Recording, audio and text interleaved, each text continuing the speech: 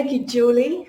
It's a real privilege to be here today, and I thank you all for coming, particularly after such a big day yesterday and a big night last night. This photo of Eric and I was taken on Maria Island. We've been laughing about it because we haven't changed at all. 2011. Inconvenient truths. I may make you scream and Eric may make you cry, so strap yourself in. The first inconvenient truth, it's the first slide I always have on my presentations these days, is that islands globally are centres of extinction. Over 50% of all the endangered and critically endangered vertebrate fauna are on islands, and about 95% of birds extinct have been from islands. It's an important slide because in Tassie we forget that we are an island and we're an island surrounded by islands. So we are a high risk area for extinctions, and we have an extinction trajectory.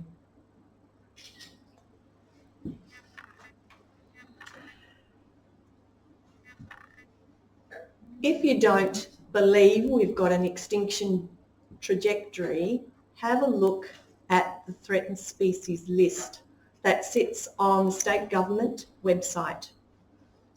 Most of my talk today is taken from public information sources, including the state government's State of the Environment report that was published in 2024. So all of this information is publicly available. We actually have 4 categories of risk. The State of the Environment report seemed to forget that rare at risk is a legitimate category.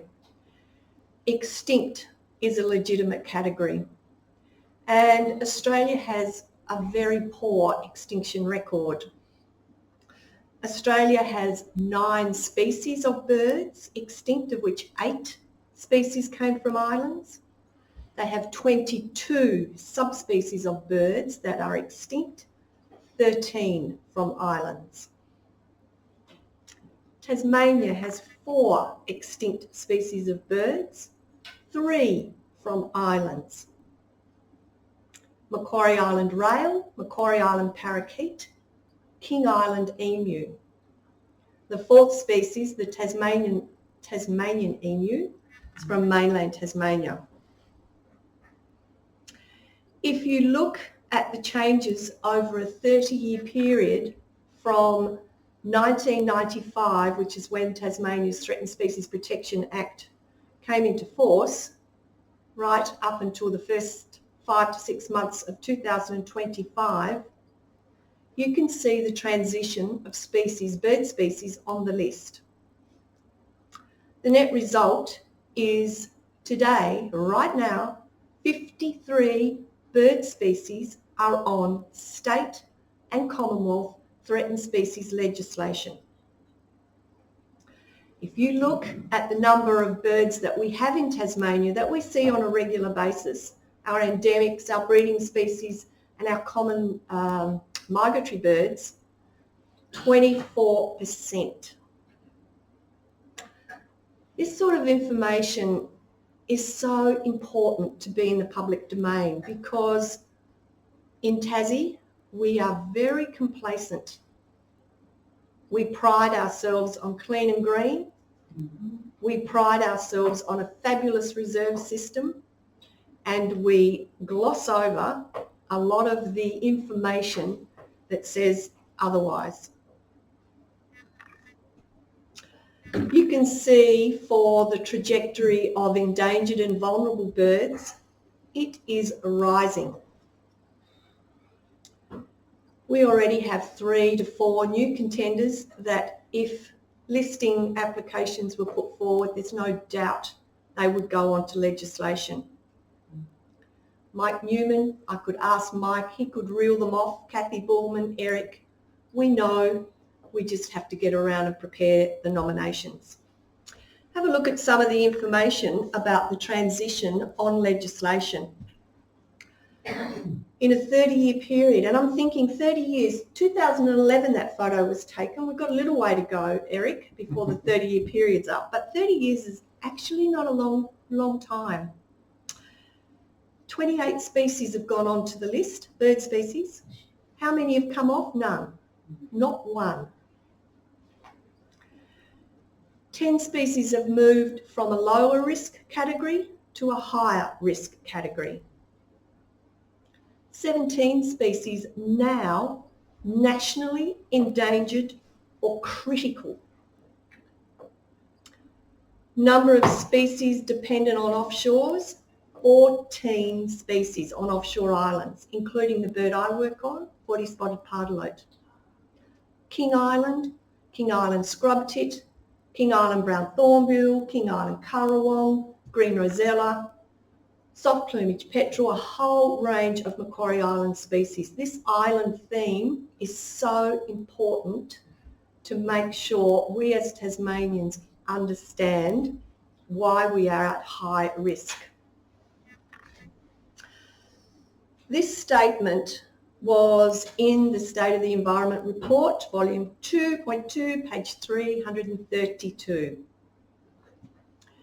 It starts by saying there is a real extinction risk for the endemic species, endemic subspecies and endemic breeding species listed in Tasmania as endangered. And it lists those birds. Now that has come out in 2024. It's more than a wake-up call. It is a call to action.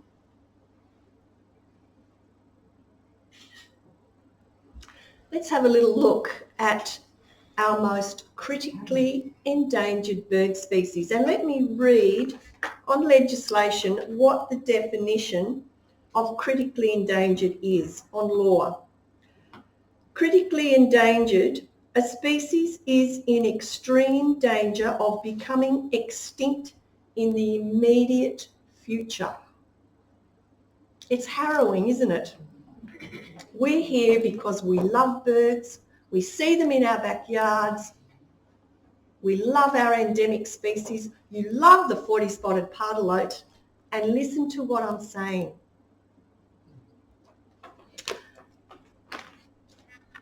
Our most critically endangered birds. King Island scrub tit, what an amazing species, totally confined to King Island. It is now touted nationally as the next species in line for extinction. We are down to probably less than 50 individuals. They live in a very confined patch of habitat on King Island at stochastic risk beyond the scale. We don't have staff. We don't have an emergency response plan. We don't have consistent funding. We haven't got genetic material. We do not have captive breeding. I could go on. Our high-profile orange-bellied parrot, I know, as I know you will, as I do, follow every year the number that have come back to breed, and you think, wow, fantastic. This species is on life support. It is totally reliant on captive breeding. We have been breeding orange-bellied parrots for 40 years. 40 years. My boss in government, Peter Brown, started the breeding program at Taroona Aviaries 40 years ago. When you read in the Mercury newspaper or on the Birds Tas newsletter that this year we have nearly 100 individuals in the wild, and of those, 26 have been released from captive breeding, we have been releasing that number for decades. It is so slow and difficult to build momentum on that population.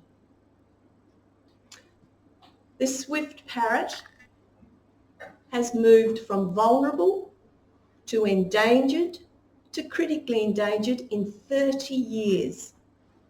And every time you see media on the swift parrot and you think, oh, Bob Brown Foundation, oh, logging, oh, and it's conflict, conflict, conflict. Why is that?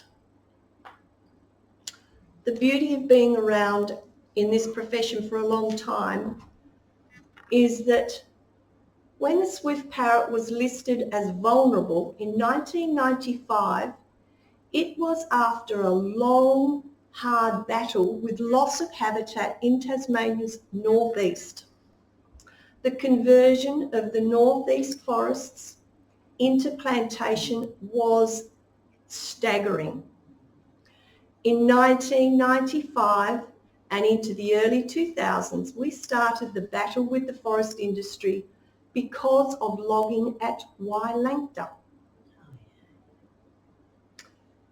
People forget why the swift parrot has gone from vulnerable to endangered to critical.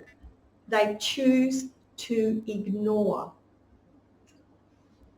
I'm not going to talk about the shorebirds and the migratory species. That's Eric's story. Let's just have a look at the next tier down, and isn't that a gorgeous little customer in the middle?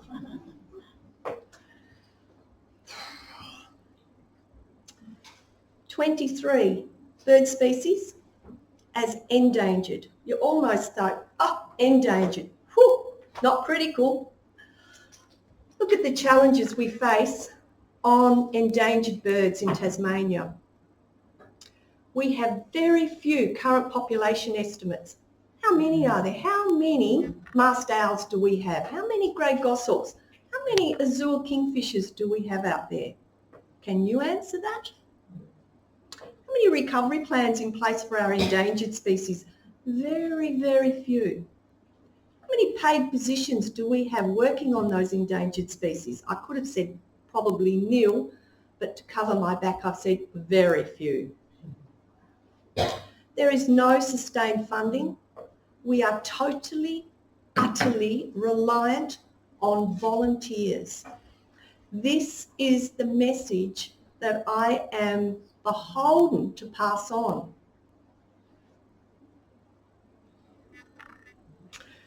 The next inconvenient truth, science alone is not enough.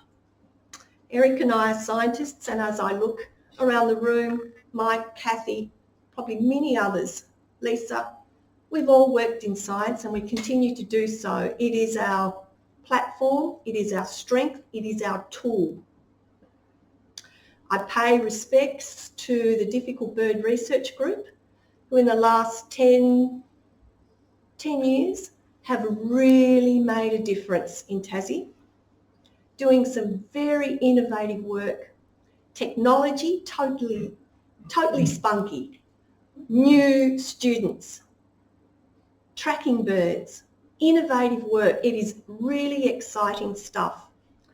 But you know what? We are buckling under the weight of research papers, scientific reports, technical reports, so much science that does not change policy or get to the political change maker's desk. The two examples that I want to talk about here very briefly, orange-bellied parrot and migratory shorebirds, relate to the Robbins Island wind farm. If I made a blanket statement and said, we're all green here, we want renewables, wind farms, great, we want this stuff. You know what? We do. I do. I really want renewables. But the Robbins Island wind farm is in the wrong place. Orange-bellied parrot, critically endangered. Not only do we have a breeding program that we are reliant on that costs a lot of money and release birds, we've just put a new threat in their migratory pathway. Radio track birds have shown conclusively they go across Robbins Island. What is that about? Shorebirds. When Eric and I first started to do a little bit of field work and our paths crossed, I can remember being on Robins Island and in Bullinger Bay, Shipwreck Point, Montague Island. Fabulous, unbelievable. The shorebird activity on Robins Island is gobsmacking for a little state like us. It blows you away. That's where we're putting the wind farm. The science says no, the wind farm is probably going to go ahead. This is what it is like to work in conservation. Second example, just recently in the Mercury newspaper by one of the difficult bird research students published a paper, Severe Loss of Parrot Habitat. I'll read it if you can't see it from there. We looked at the drivers of this habitat loss and we found that the main human driver of this was production forestry. The curve shows the population index, validating swift parrots are plummeting to extinction. Have a look on Sustainable Timbers website. It is in the public domain. Sustainable Timbers Tasmania has initiated operational trials to retain more habitat features within its clear fell harvesting operations. I'm a good Tassie girl. I've got a wood fire. I've got wood in my house. I've just built a deck. Don't want to say treated pine, but I did have to put a bit of treated pine on it. Oh. Just a little bit. If I say to myself, I love wood, I'm proud of Tasmania's forests, our beautiful specialty timbers, that statement by Sustainable Timbers, don't know how they got that name, fills me with horror. When does the word no or stop? When do we use that? At what stage of a conservation dilemma do we say no? State of the Environment Report. We know the problems.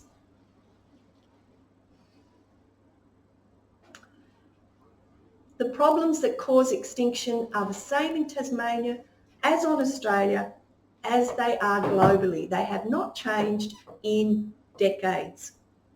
Habitat loss and degradation is number one for most species.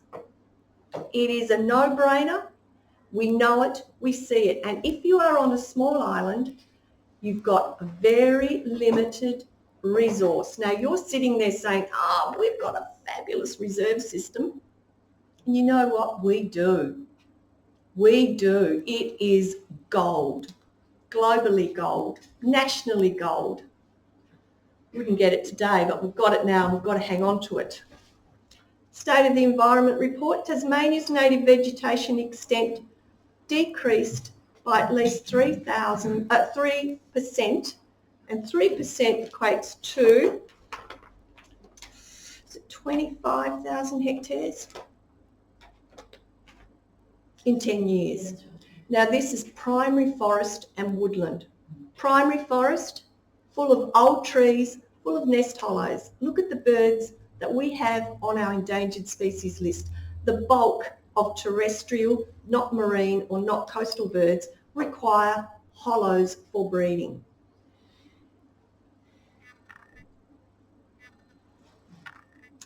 I didn't say the word cats.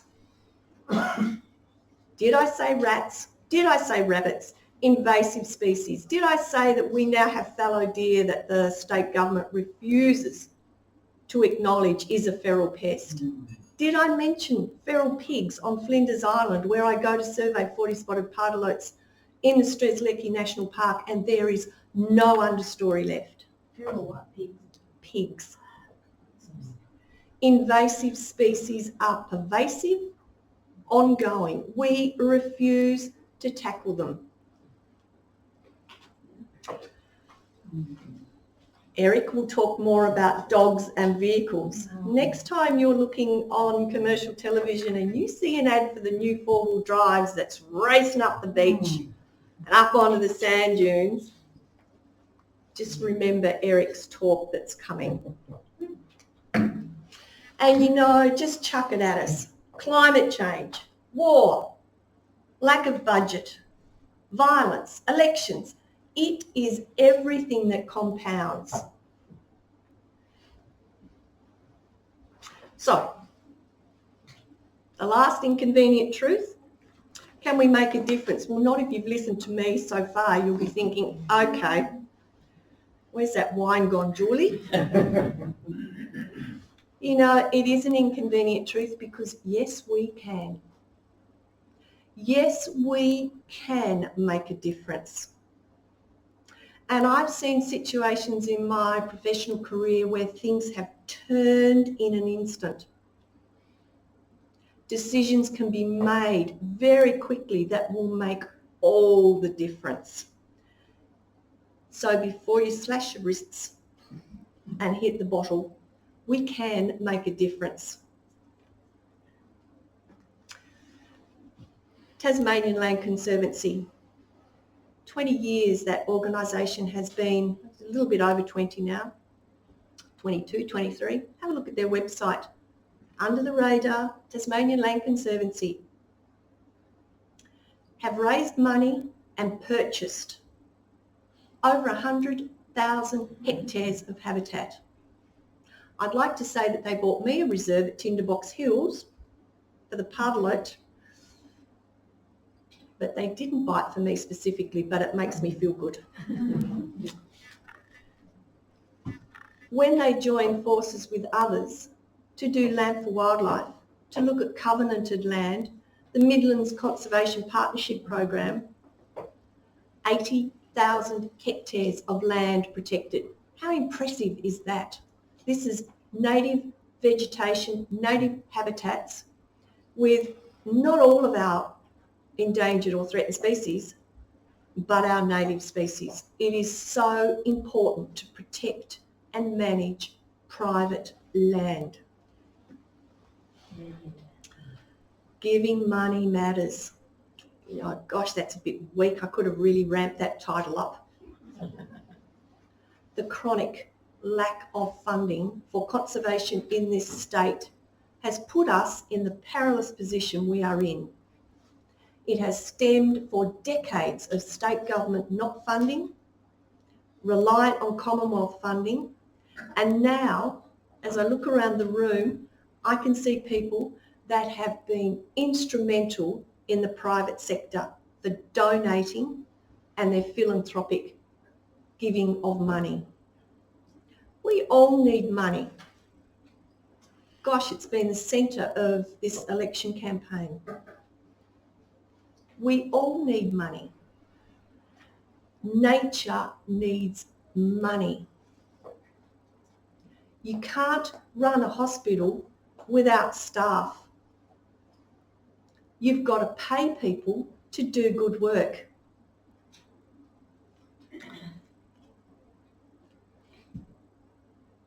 We all have capacity to give money, a little bit or a lot. We're all headed for extinction. Hopefully we'll have a will. There is capacity to give money. It might be a little bit, often it's the gesture. It is very, very important to think that conservation is not all about a fuzzy heart and goodwill. It is hard work, professional, money requiring expertise. Speaking up matters. You know, maybe 10 years ago I wouldn't have given a lecture like this. I don't care anymore.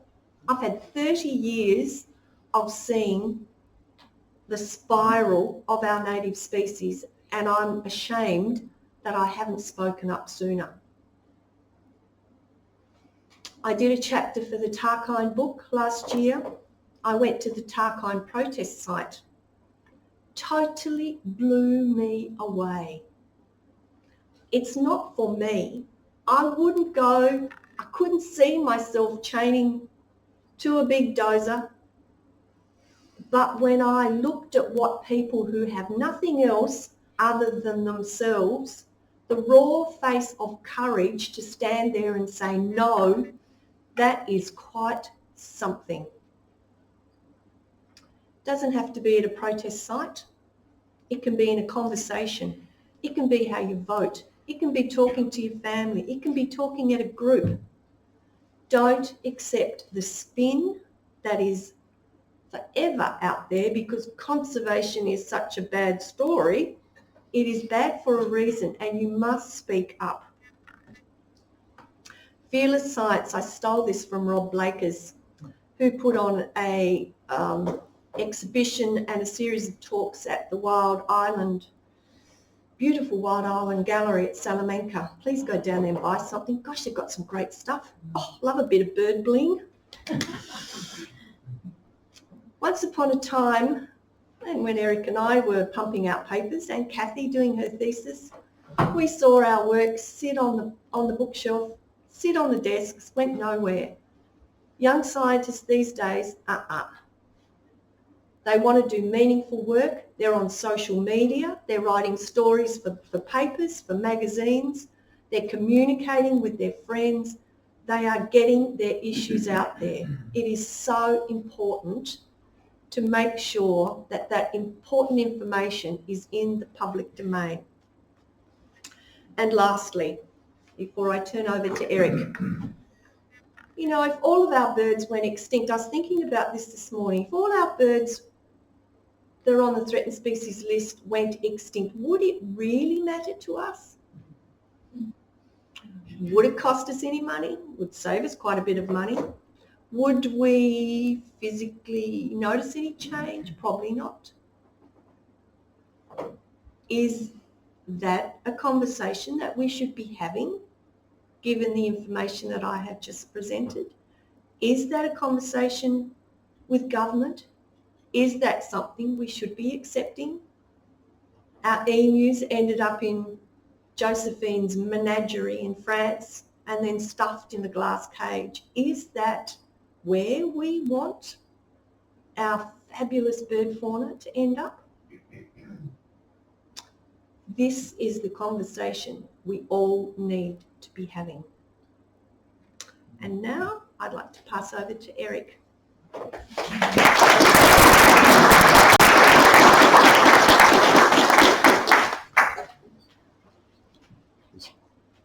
Do a very simple changeover.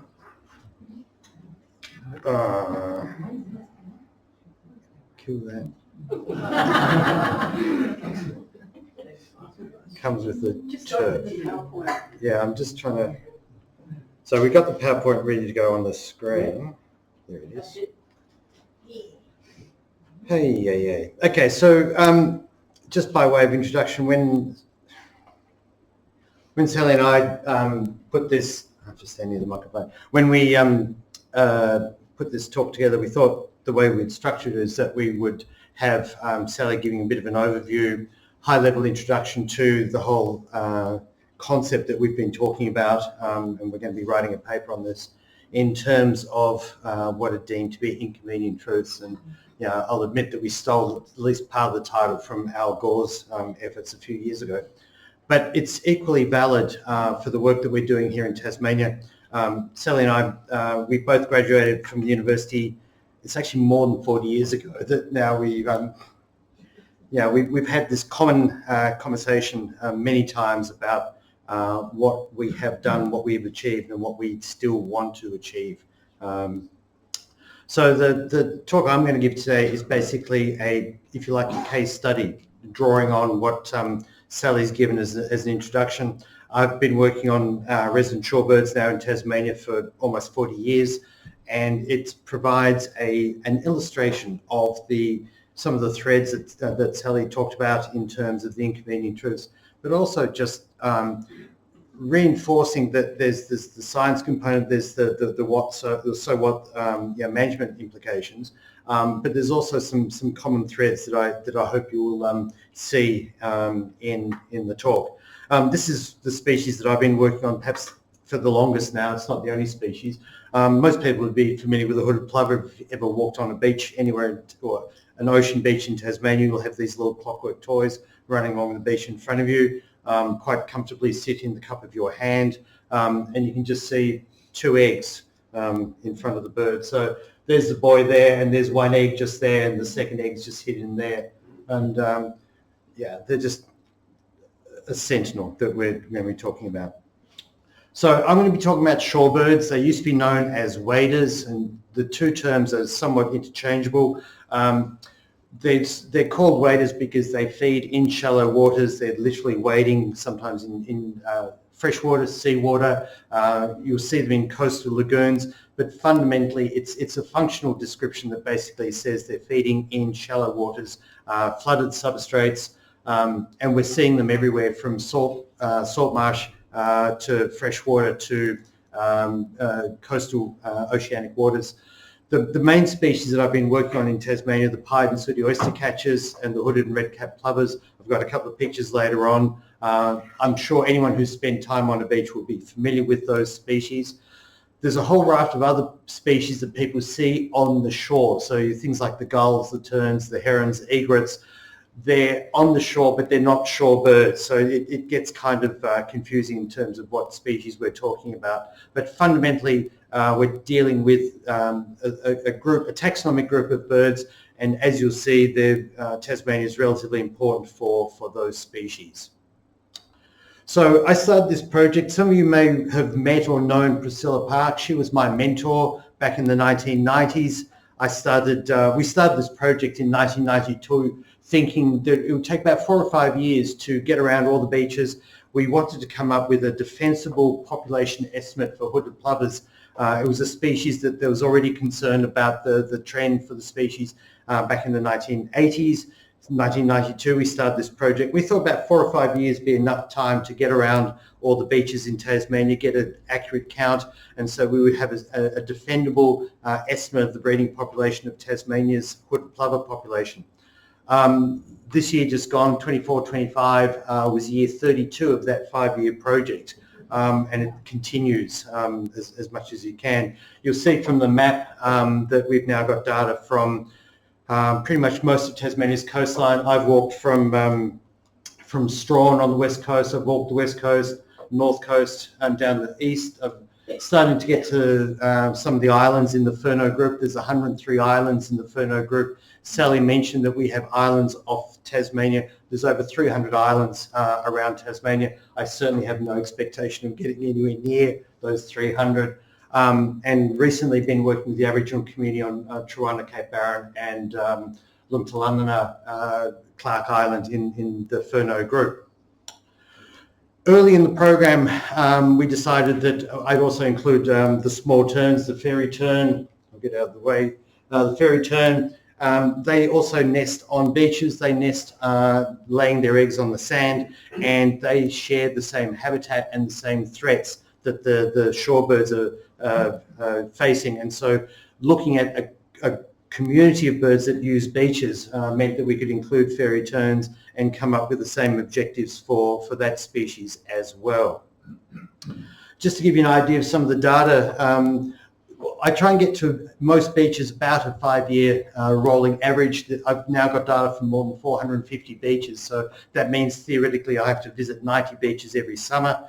When I used to have students when I was teaching, they used to think, oh my God, what a great job. You know, you get to walk beaches and count birds, and then you take them to a beach and there's 20 kilometres of sand, and suddenly they lose interest very quickly. So just some examples. The left-hand map is Marion Bay Spit. I've probably covered that spit more than 30 times in 30 years. So you can see the density of data points over that time period. And often you get stories about, oh, the birds, you know, if they're disturbed, they'll just go somewhere else. There is no spare habitat out there. There is no capacity for these birds to simply shunt somewhere else for our convenience. The maps on the right-hand side, it's the east coast of Cape Barren Island, that's Moulting Lagoon, and that's the Pittwater Orioton. Those 3 areas are Ramsar wetlands, deemed to be of international significance for the birds that they're supporting. Those 3 areas were all declared as Ramsar sites for migratory species and or waterfowl. And it was not until we did these surveys to identify resident breeding species that use those wetlands every day of the year for their lifetimes that those values were even aware, for the managers. So we've added a new dimension to the managers of those Ramsar wetlands of international significance to their management portfolio, if you like. Inconvenient truth number one, just to get back to the thread that we're weaving today. Our beaches and foreshores are critical habitat for many of our beach nesting coastal birds. They can't live or breed or feed anywhere else. Get rid of that habitat in the same way that Sally was talking about clearing forest. Clearing forest and disturbing birds on beaches is exactly the same thing. It's fragmenting the habitat available to those birds. Many of our birds, such as the hooded plover, the pied oyster catcher, are what we call coastal obligate species. They can only nest, feed and breed and survive on a beach. We're starting to get reports of things like pied oyster catchers in sports grounds, and you go to Maria Island, you'll see them feeding in the paddocks behind the settlement. You go up to Tribunna and you'll see them feeding on the sports ground. They try because they've been displaced from the foreshore, but they cannot breed successfully on those areas, and so they have a much lower breeding success. And essentially what you're doing is you're just getting older and older birds maintaining a territory, and then when they die they'll disappear because they don't have any youngsters to take their place. Everyone's familiar with the concept of the canaries being taken into the mines in the early days of the Industrial Revolution to give an early warning signal about the state of the health or the state of the air that the miners were breathing in those mines. In the same way that we can think about birds as being canaries for the state of the health of the planet, around about 15 to 16% of all bird species on planet Earth are now deemed to be at risk of extinction, from low risk to very high risk. But basically 1 in 6 bird species planet-wise are at risk of extinction. It's telling us, giving us a very clear signal that all is not well with planet Earth, and certainly not the way that we're managing our planet. Bringing it back to Tasmania, the shorebirds, we think of them as coastal canaries. They're telling us how well we're doing with managing the coast, managing the threats on our coasts, and in many cases managing people on our coasts. To the point that the data set that I'm talking about today was actually incorporated into the State of the Environment Report in 2024. The State of the Environment Report used 29 indicators plus about 12 case studies to identify trends within the Tasmanian environment for the period between 2009 and 2024. The resident shorebirds was one of only 3 indicators out of those 29 that were deemed to be in good condition. Every other of those indicators that we had in the reports were either poor or very poor, and in some cases we had insufficient data to make an assessment. But only 3 out of 29, 10% of the indicators for the state of Tasmania, and that's more than just birds, it's full spectrum, were to be in good. Now I add there, for the moment, I actually believe that we are on the cusp, and as we see an increase in pressures for our birds in Tasmania, we're going to start losing our beach nesting, our shorebirds around the state.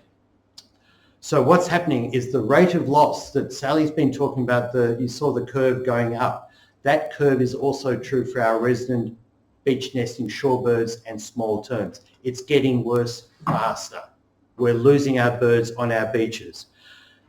Our national parks in Tasmania, that Sally also talked about being the very good reserve estate, is true. They were originally established to protect the biodiversity in Tasmania. They've now changed from being a conservation of biodiversity focus to a tourism and exploitation focus for our national parks. And so what's happening, as I say there, nesting inside a national park, if birds are nesting on the beach, say on Maria Island or in Freycinet, where you're getting 600,000 visitors a year to Freycinet and 40,000 visitors to Maria Island, nesting on those beaches is actually a handicap because we're pumping more and more people onto those beaches, as recreational pursuits, not recognising or not acknowledging that those national parks were originally declared to protect biodiversity. That whole focus has disappeared completely from our national parks. And at the moment, the state government's actually looking to increase the number of visitors to Maria Island. Currently about 45,000. They're certainly very keen to have that over 100,000 visitors a year as part of the focus going forward. So the inconvenient truth number 2 is that these long-term data sets, these trends that Sally showed for other species, for our beach nesting birds, they're being ignored. And we know full well what's required. We need to keep people off the beaches, not disturb our nesting birds. And as I say here, the beach managers refuse. They absolutely refuse. They know what's done. No matter how many times we talk to them, no matter how many times we give them a report, show them the trends, whatever else, they refuse to deal with the threats. And I'll come back to that in a minute. So my hooded plover, this is the one that got me going back in the early 80s on our beaches. So it's endemic to Australia. So everyone, if you've ever been to a sandy beach in Tasmania, particularly up the east coast, you've seen these guys running along the beach in front of you. They were listed as a threatened species in 2014. At the time, it was believed Tasmania had about half the global population. Based on the survey work that we've done, we now know that Tasmania's got at least 60% and probably closer to 70% of the global population is present on Tasmania's beaches. The numbers are decreasing, particularly on the east coast, as more and more people are being pushed towards the beaches on the east coast. And in some cases, some of our beaches have lost 100% of the birds nesting on those beaches. We're heading the way of the Gold Coast. We have wonderful long strip of sand, but there's nothing on it except perhaps a few gulls. Certainly nothing is breeding on those beaches. And just to give you an idea, the bottom picture there, there's a hooded plover chick there, there's an egg and another chick there. Those eggs are small enough, they'll sit in a teaspoon. Those chicks are both about a day and a half old. They would both comfortably sit in a soup spoon. They're tiny little things like this. They're little puffballs with legs.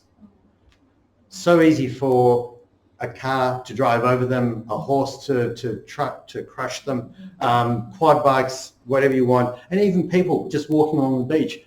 Those eggs and chicks are so well camouflaged, the birds rely on their camouflage to protect them from predators, but it also works against them when you put vehicles or horses or whatever else onto a beach. Most people will be familiar with these birds as well. It's one of the rarest shorebirds in the world. You're used to seeing these on the beaches. You go to a beach and you say, oh, we saw that pair sitting on those rocks 10 years ago. It was probably the same birds. We now know these birds can live for more than 30 years. Imagine the changes these birds have seen on their beaches over those 30 years. Go back to the 1990s. What were you doing in the 1990s? Those birds were on their territory, on that beach, 30 years ago. Again, based on the surveys that we've been doing, we've got at least 30% of the world's population of pied oyster catchers here in Tasmania. They found pretty much all the way around the Australian coastline, but Tasmania's got 30%, and we certainly don't have 30% of Australia's coastline here in Tasmania. So disproportionately, we are important for these birds.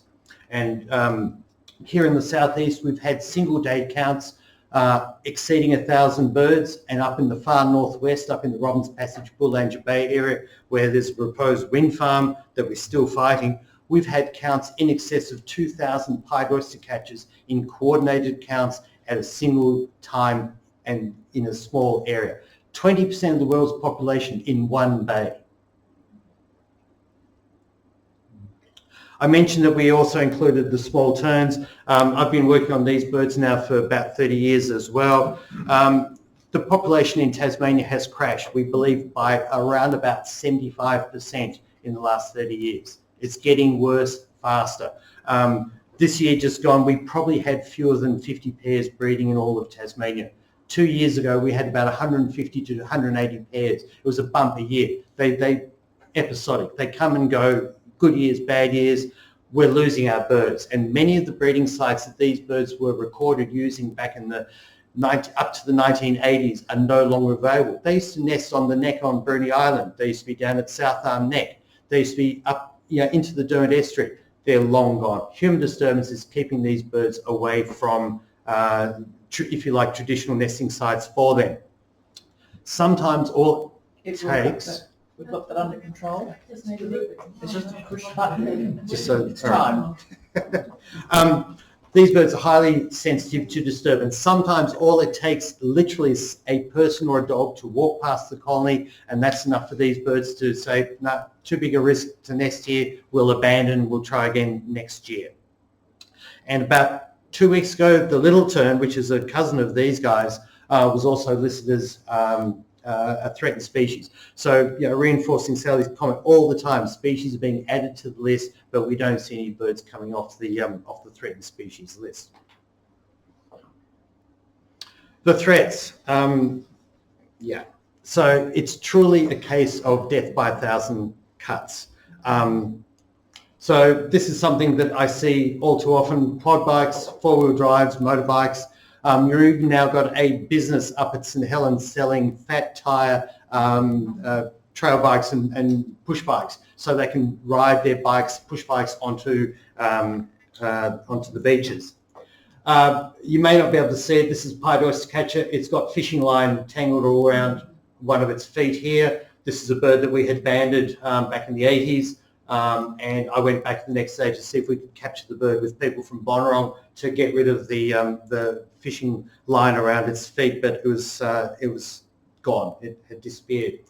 I mentioned dogs both from a shorebird perspective, but also from little penguins. This is a little penguin that was killed by a dog in a no-dog area up at Bishno several years ago. So many times dog owners just refuse to accept that their dog is a problem. And so here's one of Priscilla's photos. Gentlemen brought their Dalmatian onto the beach, let it go, and Priscilla had warned that this dog was a threat to the birds. Okay, my dog won't hurt the bird, it's harmless. And the first thing he did, went up and ate 2 pied oyster catcher eggs, and that was the end of the breeding season for the pied oyster catchers that year. I've given this talk and variations of this talk to the ecotourism operators, all the beach walks, the Bay of Fires. People put 3,000 people along those beaches in 3 months. It's high levels of disturbance. In 20 years' time, there won't be any birds left on those beaches. They'll still be able to walk the beaches, but there won't be any birds on them. And this is a plant, you may have heard of sea spurge euphorbia. It's a plant that's come from the Mediterranean. It's now spreading, and it's only up to community groups really that we're seeing any control efforts being made for spurge. So I say there, the dogs and four-wheel drives, quad bikes are the primary threats in Tasmania. And remember my inconvenient truth number 2 that said managers refuse to deal with it. We have managers that know that dogs and four-wheel drives are the biggest threats to our nesting shorebirds in Tasmania, and they pointedly refuse to do anything about it. 40% of Tasmanian households have a pet, whether it's a dog or a cat or whatever. Dog owners are very politically savvy, and anytime there's any sense of restriction on their dogs onto a beach, it goes up in arms, and we just see the authorities backing down every time. We're trying to get a four-wheel drive beach buggy race up at St Helens changed, and it looks like because they're racing these beach buggies on a beach in the middle of the breeding season inside a conservation area, and doesn't make sense, and the state government has apparently backed down on their interest in moving it or to discussing moving it. So it really is, that's why I said earlier on, the managers are refusing point blank to even discuss these things or do anything with it. Just very quickly, what better way to spend a year of COVID lockdown than using all the data to actually look at the risk to our beach nesting birds around Tasmania? And so we generated this map, and this map is available on the list. It's publicly available to all the councils, community groups and whatever, so that people can see what is the risk of disturbance or risk to beach nesting birds in their particular patch, be it on an island, be it on Maria Island or the Furneaux Group, or anywhere around the Tasmanian mainland as well. The whole idea is that the information is available to community groups, to land managers, to state government agencies, whoever is looking for the information, it's there to make that decision, to have the information that they need to make an informed decision. In some cases, more often than not, it's the community that heeds this information. It's not the government, it's not the managers that really need to be doing anything proper with it. To finish off, and a couple of points I want to make. Tasmania already, here and now, today, is a refuge of international significance for our beach nesting birds. Of international significance. We're losing them on the mainland. As the human population on the Australian mainland increases, so will the threats to the birds on the mainland, so will the spectrum of threats increase and get worse. So we're not seeing the same level and intensity of threats here in Tasmania that we are on the mainland. So Tasmania's percentage of those global populations will be increasing. So Tasmania will end up being even more of international significance with every passing year. And the final inconvenient truth, and this is something that Sally and I have, I won't say cried in our beers, but the amount of time and energy that Sally and I have put, all the work that I've told you about so far has been voluntary. Less than 5% of those 30 years of beach surveys, whatever, was actually funded by anyone. You know, that's my personal commitment to making a contribution. Sally and I have often talked about how many years, person years, that we've committed in terms of voluntary effort to conservation. And that's fine. No one's forcing us to do it. It's a choice we make. It's what we do to, you know, make a contribution going forward. But you cannot rely on community groups and volunteers to do 20, 30, 40-year data sets. It's an inconvenient truth. It's not sustainable. It's just not, you know, it's not possible. So my question to you is, what are you going to do about it? Sally's told you. This is a male fairy tern, and this is a couple of years ago. And I was just sitting on the beach, and he just came up and had a look, talked to me, head one side, one with him. My thanks to you all for your time, interest, and do we do questions? Whatever. Yes, we do questions. We do questions.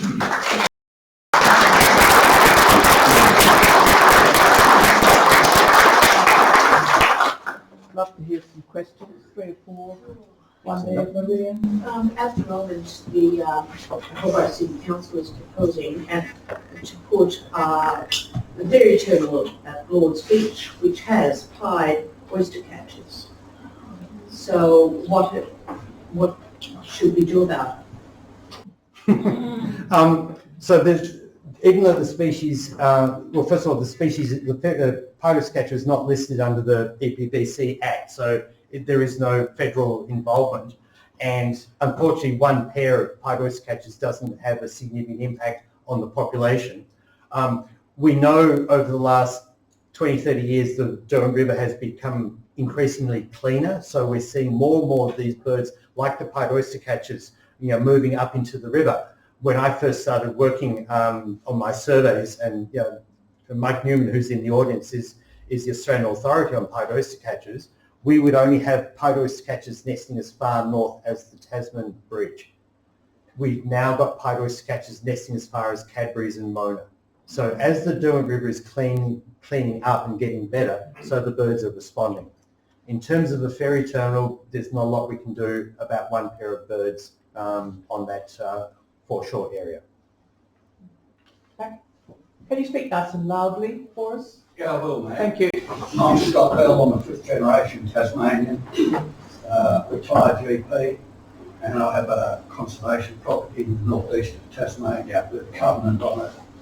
Part of the stuff we do there is we're part of the captive level credit breeding program, so I'm familiar with the issues you're talking about.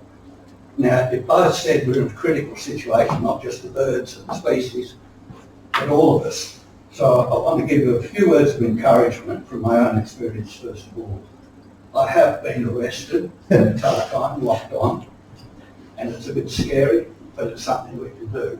That's once. I've been arrested another 22 times working as a climate activist in my system.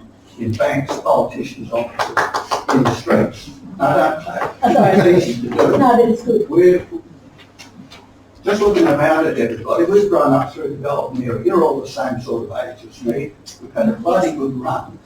And I'm just encouraging you to do some of the things based on my experience. I haven't been sent to jail, even though we've got really restrictive anti-protest laws here in Tasmania. Wouldn't it be exciting if 10 people from here turned up outside Parliament tomorrow and said, we're going to stay here until the Environment Minister, whoever GP is, and they don't know who they are, but they're not doing much, until they came out and talked to us. And if they didn't, go back the next day and the next day, like Maria does, she goes horrendously works on them. So that's the first thing you can do. You can do non-violent direct action, and it works. Now I'm going to throw out a challenge to you as well. I reckon you've all got super funds and you can go to the fridge each day and there's food in the fridge. You're not suffering. I'm not suffering. I'm going to throw out a financial challenge to you. If you two want to set up a fighting fund to do something specific about these issues you're talking about, and it's not just buying more land like TLC does, it's got to be more proactive than that. You've got to start lobbying people, you've got to demand that our politicians do something. If you want to set up a fighting fund, and this is a challenge to all you folks here, I'll give you $20,000 for a start, and if you can put something in place, I'm sure there are other people here who will help to donate as well. And they might be buying good legal advice. You should mention that, Scott Bell. There's a lot of witnesses here who heard that, actually. But if other people are willing to do some of these things that I've done and get away with, then I'd be immensely grateful, and I suspect you to as well. So You know, it is a fantastic gesture, and I guess it is one that business people have followed now, set up philanthropic funds, donated quite a lot of money, and it does show you that all of us have capacity from at every level to give something. So that is a very generous gesture, and you know that money is critical. So, but you have to do something more than just buying more habitat and protecting more land. That's right. So there's got to be something more hard-hitting and specific. Otherwise, we're just repeating what we do. And a lot of us at TLC in our wills, but I don't want to die yet. I'm a Jennifer, by the way. But the baby boom, a lot of the family, a lot of that money's going to the TLC, but I have to pass away from Back to it. Just to respond as well. One of the other things that you can all do after today is tell others what you've heard today. Yeah, I mean the whole idea of doing these talks isn't just to give a talk; it's to get the information out. And so it's always this thing that if each person in this room talks to one other person, that means immediately you've doubled the reach of this particular event. And it's this whole thing. I mean, Sally and I both, we're on the radio a lot. We do a lot of traditional media all the time. It's this consistency of messaging. We're not being alarmists for the sake of being alarmists. All of the stuff that Sally and I have done over our lifetimes is evidence-based. It's data-driven. You may not like the story, but you can't argue with a 40-year or 50-year data set. But you can ignore it, and that's what. Well, and that's the thing that we've both said. There's inconvenient truth. The manager's science in itself is not enough. It needs the groundswell. It needs individuals. So take the messages that Sally and I have given you today. Take them out into your circle of friends and associates. I'll put forward a proposition. Okay, another conversation. I've got another question. I'm going to take one more word. You'll share that data because my Yeah, it's going to be on the YouTube. It'll be on the RST YouTube in 2 weeks, perhaps. One more. Thank you. Quick question. Sally, one of your inconvenient truths, I think it might have been number 3, was science is not enough. If somebody came to you and said, okay, call to action, what should I do? What's your answer? It depends on the person, and it depends on what area they feel they can best contribute. There's any number of calls to action. You can volunteer your time to do laboural work, you can donate money, you can lobby, you can do all of those things, Lisa. You might want to work on a species, you might want to do data entry. It is limitless. And really there are some fantastic organisations.